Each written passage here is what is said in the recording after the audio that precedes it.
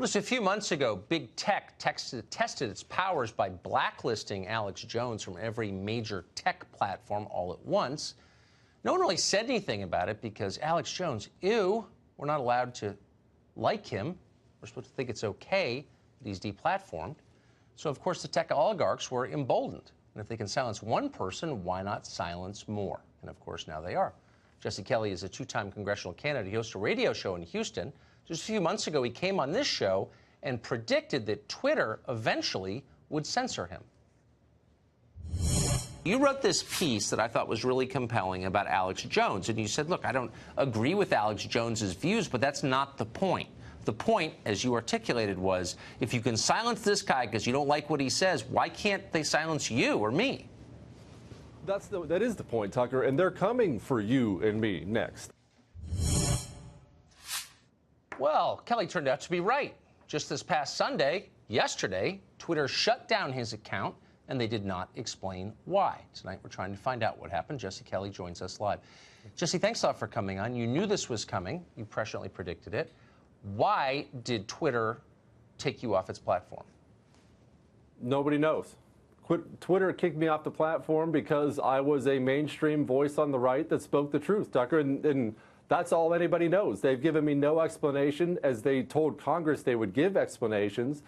All they sent was an email that said you are permanently banned and you can't appeal it for repeated rules violations, only I don't violate their rules. I don't cuss at people on there. I don't harass people on there. I don't do any of those ugly things that some people do. So Twitter's going to become what they are. All of a sudden, my account vanished like a Hillary Clinton email. Did you call them? I mean, it's not, let me just say, if you're in your business or my business, that's not a small thing. I mean, that's the way, one of the ways that you communicate with your listeners, one of the ways you disseminate your ideas, a main way you do. So did you call Twitter to find out, or have any contact with them at all? No number to call. In fact, once they banish your account, it wasn't a suspension. They completely banished me, so I'm not even able to log in and email Twitter's support.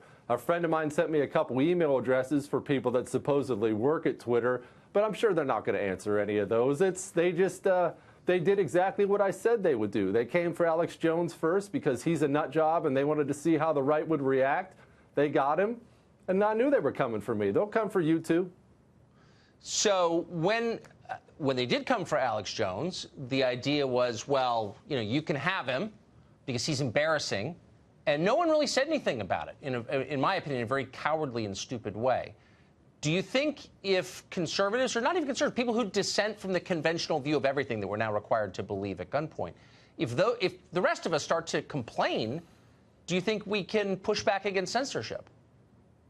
I think we can, and I think that's where the real power is. See, it's not a big deal that I got kicked off Twitter. It hurts Twitter worse than it hurt me because they finally kicked off somebody that woke everybody on the right up.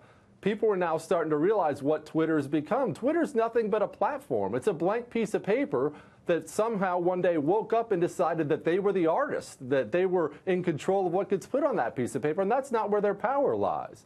So if they continue along this path, it's going to be nothing but two feminists screaming at each other because one of them accidentally found a boyfriend. Am I misunderstanding this, or do the social media platforms have a congressional exemption that allows them not to be held legally responsible for things that are said on their platform? In other words, they're not media companies, and they can't be sued as media companies can be sued. But now they're acting like media companies. How does that work? How it works is they have the best of both worlds. You have it exactly right. They are treated like media platforms, meaning they are just an open site where people can post what they want as long as they're not inciting violence. Only they're acting like Think Progress. They're acting like the New York Times because these radical voices on the left never get censored. Even Farrakhan, that complete scumbag that has a tweet still up comparing Jews to termites, he still has an account. But I post things about Velveeta and mine gets banished. Jesse, thank you for that. I appreciate it.